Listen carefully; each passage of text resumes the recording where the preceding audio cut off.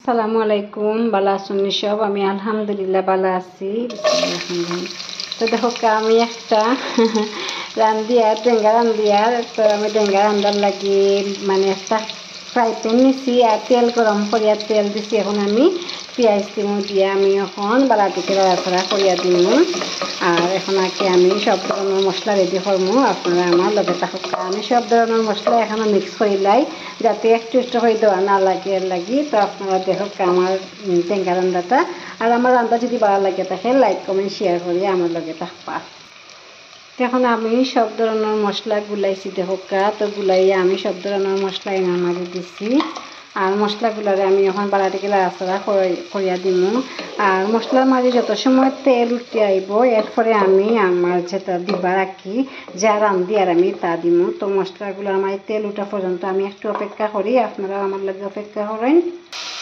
তো দেখো তরকারির তেলগুলো উঠে উঠতে আইসে, মানে মশলার তেলগুলো উঠে উঠতে আইসে। আমি এখন এনার মাঝে যা রান্তাম মানে ডেঙ্গা, তো আমি এনার মাঝে ডেঙ্গা দিয়ার এখন আমি আলু দিমু।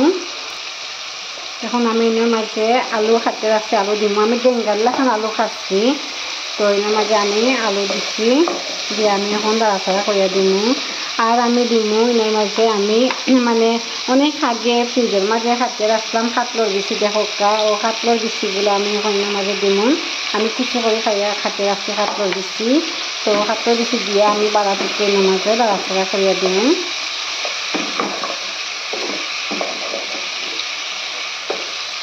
তো আপনারা রান্ধিয়া খাইন জানো, সবে আমার চেয়ে ভালো রান্ধিয়া খাইন আমি জানি, কিন্তু তারপরে আমরা যেহেতু ভিডিও করি এক একজনের এক এক দেশের এক এক লাগান খানি, তো এর লাগে আমি কই আপনারা মনে কিছু নেই না জানেন সবই বালা মন্দ রান্ধিয়া খাইন। আলহামদুলিল্লাহ আল্লাহ সবাই তৌফিক দিচ্ছেন বালা মন্দ রান্ধিয়া খাওয়ার, আমি জানি। তারপরে কই আর কি আমরা যারা রান্ধি, আমরা সিলেটে যারা রান্ধি ওলা আপনারা রান্ধিয়া খাইবা, ভালো লাগবে দেখবা আন্দার মতো করে রান্ধিয়া খাইবে।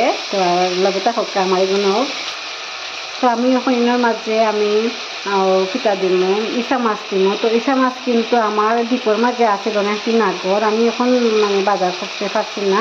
অনেকদিন আগর আসিল, তো একটু লাল হয়ে গেছে। তো ইসা মাছ তো মনে কিছু নিয়ে নেবেন আপনারা, কিন্তু বালা রয়েছে দেখো এখনও বালা রয়েছে, লাল হয়ে গেছে। ইসা মাছটা এমনিও লাল হয়ে যায়।